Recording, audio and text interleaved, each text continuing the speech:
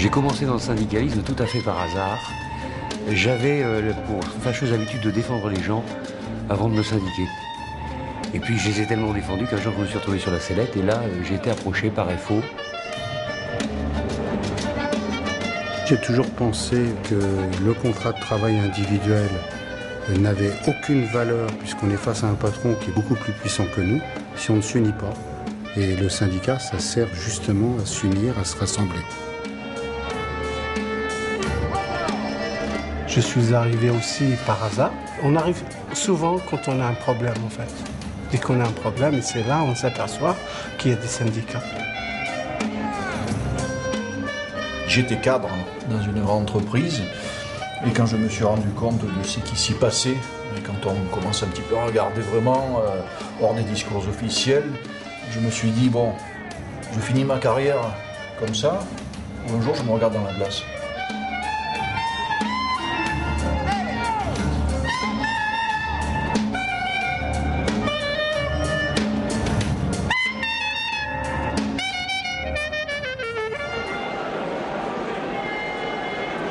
Ce qui est regrettable, c'est que l'image que le citoyen lambda a des syndicats, ce sont des emmerdeurs qui empêchent de circuler les voitures parce qu'ils font des manifs.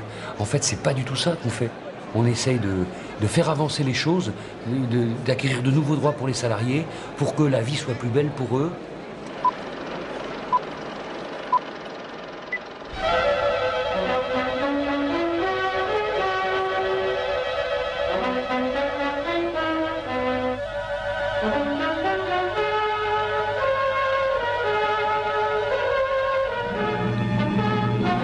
En 1884, la loi reconnaît la validité des syndicats.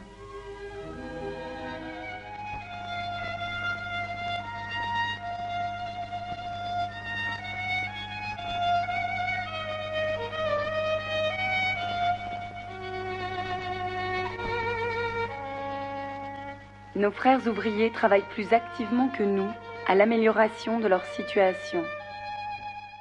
Avons-nous moins besoin qu'eux d'émancipation et d'affranchissement ? Employés et ouvriers ont compris que leurs intérêts sont identiques, qu'ils doivent combiner leurs efforts dans une action commune. Aussi sont-ils unanimes à réclamer aujourd'hui pour notre corporation le bénéfice de toutes les lois faites ou à faire en faveur du travail. Employés, sortez de cet isolement et venez vous grouper autour de la chambre syndicale. Le 15 juillet 1893, c'est le congrès fondateur de la Fédération nationale des employés.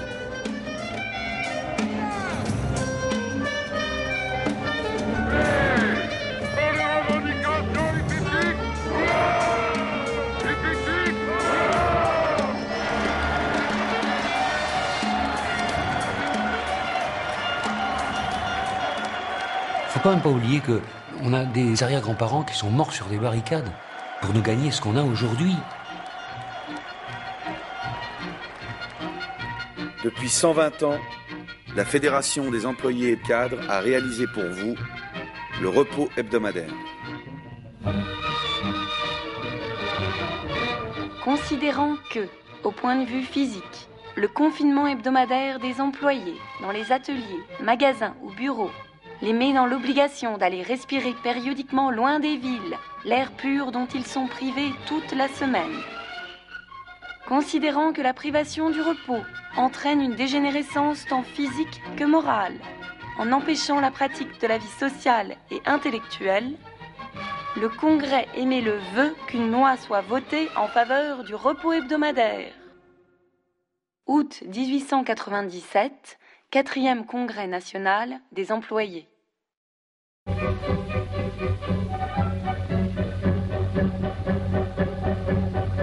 Camarades, le Congrès décide de l'organisation d'une manifestation générale.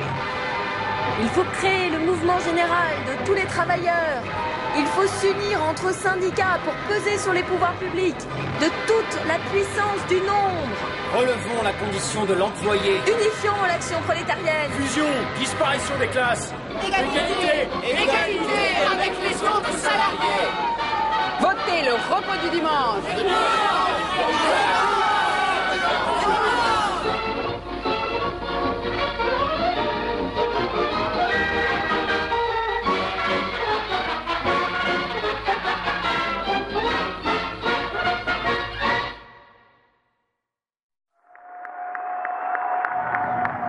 Le livre 2 du Code du travail déclare, article 31, il est interdit d'occuper plus de 6 jours par semaine un même ouvrier ou employé. Article 32, le repos hebdomadaire doit avoir une durée minima de 24 heures consécutives. Article 33, le repos hebdomadaire doit être fixé le dimanche. C'est le jour du repos hebdomadaire. Ils n'ont voté nos bras députés, c'est jour de liberté. Il faut en profiter pour vivre à peine les faire, soit du canot, soit du vélo, c'est le jour du repos.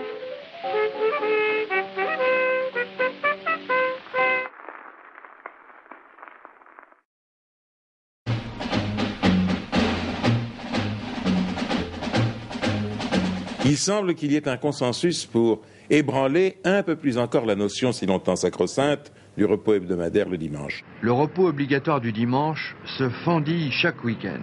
Au mépris de la loi, et à défaut d'obtenir des dérogations parfois dignes de Courteline et curieusement accordées selon les départements, certaines grandes surfaces préfèrent supporter de très lourdes amendes plutôt que de faire coïncider repos hebdomadaire et fermeture dominicale. Le client, il a le droit d'aller dans les magasins le dimanche, il a le droit d'aller faire ses courses à n'importe quel moment de la journée. En fait, on nous oppose toujours que c'est le droit du client. On ne doit pas s'opposer au droit du client. Mais quels sont les droits des salariés qu'on oblige à travailler ? On a l'impression qu'il y a vraiment un lobbying qui est fait par les entreprises pour casser le code du travail en France et permettre d'avoir des salariés qui soient corvéables à souhait, qu'on puisse faire travailler à n'importe quel moment. Les gens, ils veulent travailler parce que ça leur rapporte un petit peu plus de leur salaire qui reste minable. Le volontariat, c'est une nécessité économique. C'est pas du tout un vrai volontariat. Non, j'ai pas le choix de travailler le dimanche, bien sûr que non, parce que après il y a la menace de si vous prenez tous vos dimanches, on va embaucher quelqu'un. Le jour où vous prenez votre dimanche, vous êtes pénalisé.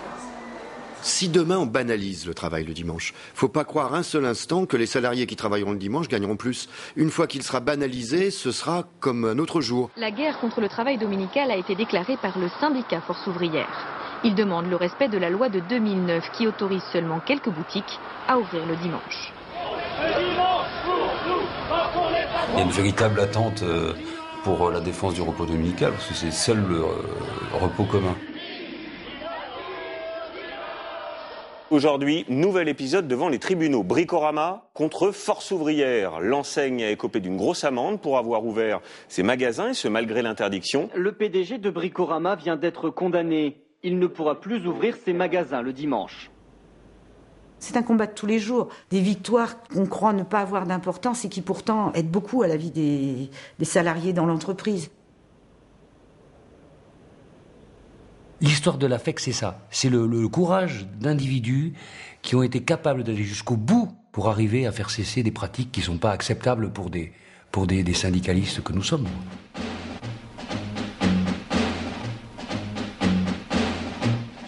Les militants de la Fédération des employés et cadres sont à l'origine des conquêtes ouvrières telles que la sécurité sociale.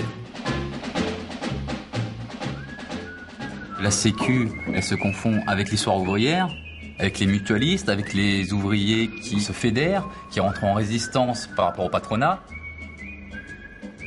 Ils se sont d'abord syndiqués et après ils se sont dit mais il n'y a pas seulement l'employeur contre lequel il faut se défendre, il y a aussi qu'on a intérêt à se protéger parce que la maladie nous guette, le chômage existe, un jour on sera en retraite. Et les mêmes se sont dit il faut créer quelque chose qui fasse qu'on soit tous solidaires dans l'adversité. Toute l'histoire de la Sécu, elle se confond avec l'histoire de nos convictions. La guerre s'allume. L'Europe s'enflamme. Durant l'occupation, les militants syndicalistes se retrouveront dans la résistance.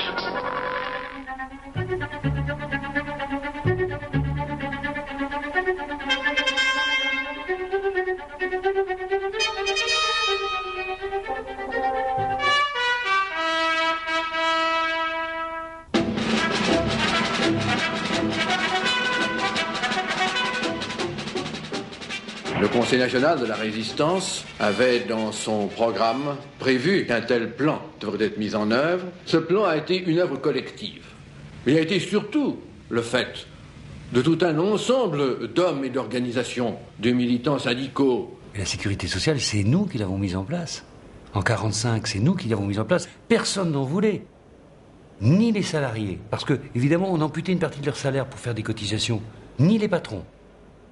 Georges Buisson, créateur des assurances sociales.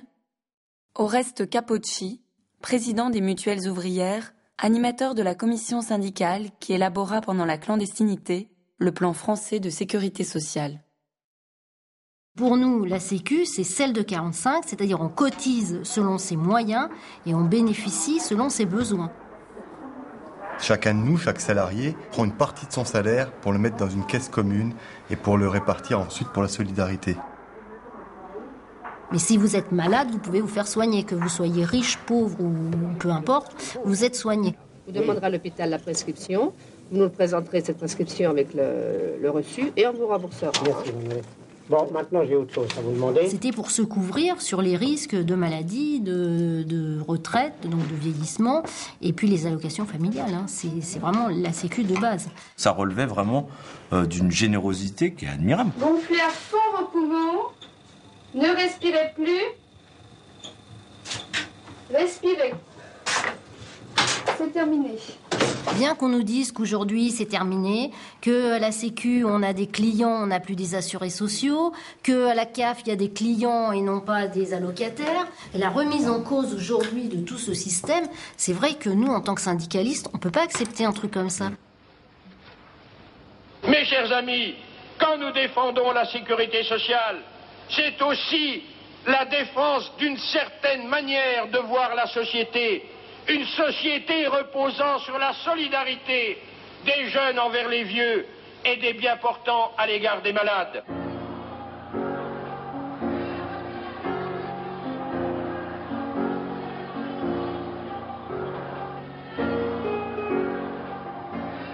Les organisations syndicales sont méfiantes, elles craignent visiblement que la réforme mette en danger les acquis de la protection sociale et aggrave les inégalités.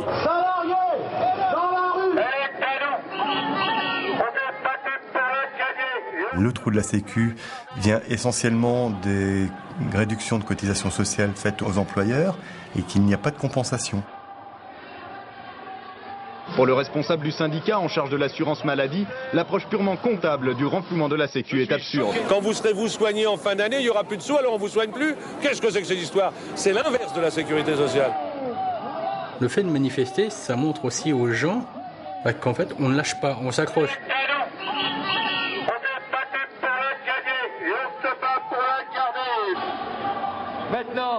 Le jour où on perdra la sécurité sociale, je crois qu'on perdra un acquis que le monde entier nous enviait. Il faut vraiment se battre pour la garder, cette sécu. C'est aux salariés de se prendre en main et d'aller revendiquer. Et il y a le syndicalisme pour ça. Donc la sécu et le syndicalisme sont une réponse conjointe. Et ça, c'est véritablement crucial en ce moment. Depuis 120 ans, la Fédération des employés et cadres se bat pour l'égalité des salaires féminins et masculins. Le thème de notre émission d'aujourd'hui, c'est l'égalité professionnelle des hommes et des femmes. Le traité de Rome, dans son article 119, prévoit: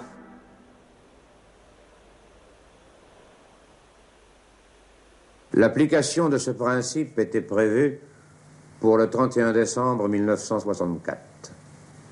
Nous sommes en 1967 et à travail égal, salaire égal, reste encore très souvent une revendication. Près de 30 ans après la loi Roudy, 10 ans après la loi Génisson, 5 ans après la loi du 23 mars 2006, les femmes gagnent aujourd'hui encore entre 25 et 27% de moins que leurs homologues masculins. Cela vient d'être dit et redit. Il devrait y avoir interdiction absolue de créer une discrimination. Et les outils existent dans le Code du travail, il suffit de faire respecter le Code du travail.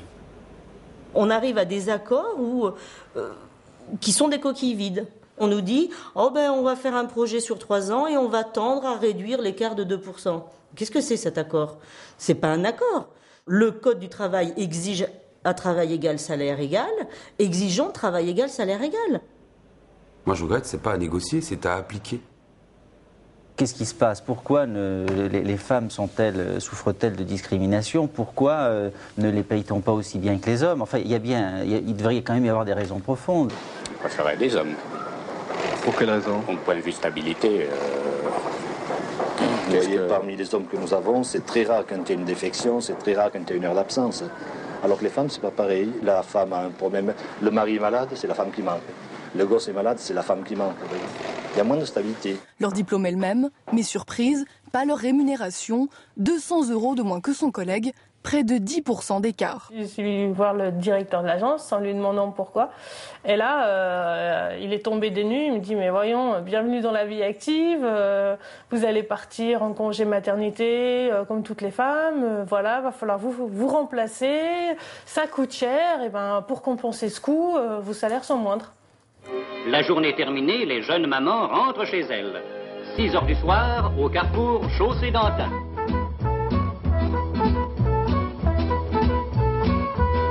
Les femmes, par essence, pour les patrons, sont toujours moins compétentes que les hommes. C'est normal, elles ont des enfants. Donc elles ne sont pas disponibles comme les hommes, qui, tout le monde sait, n'ont pas d'enfants. La paternité, c'est pas égal à la maternité. Tu t'assieds ou je me fâche?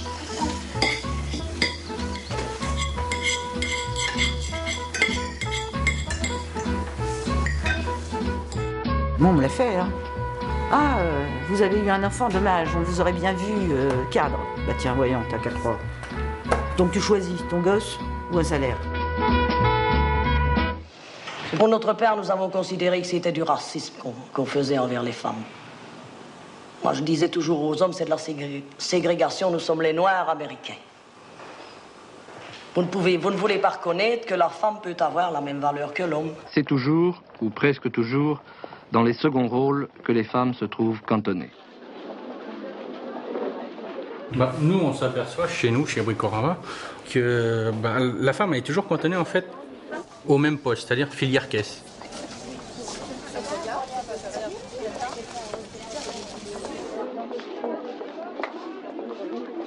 Mais quand tu regardes, c'est là où les femmes sont le plus, maltraitées, c'est dans l'habillement. Et tu vois que la femme doit correspondre à la cliente. Donc ça veut dire que la femme est complètement méprisée, elle n'est pas prise là pour ses compétences, son savoir-faire, mais uniquement sur son image, Donc elle ne sert qu'à ça. Ici, ces jeunes femmes apprennent à acquérir cette amabilité, cette impassibilité souriante qui font le charme de nos vendeuses parisiennes. Elles sont mignonnes, elles sont jolies, elles rentrent. Elles commencent à être un peu fanées, elles sortent. Hein. Notre secteur est majoritairement féminin. Et majoritairement exploité. Car majoritairement sous-payé, majoritairement précaire.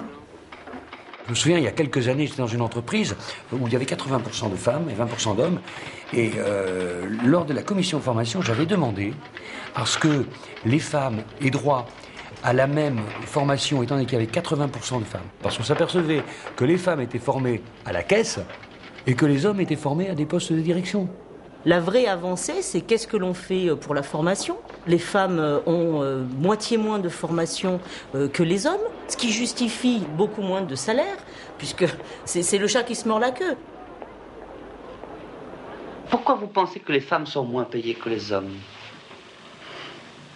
Alors là, ça, je pense que c'est pour un peu plus de profit pour le patron, voilà ce que je pense. Moi.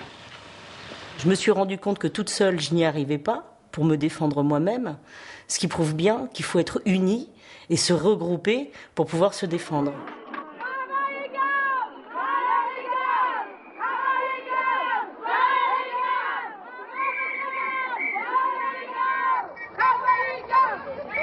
Et là, on se dit, mais finalement, on a des moyens de se défendre, on a de la liberté, autant l'utiliser.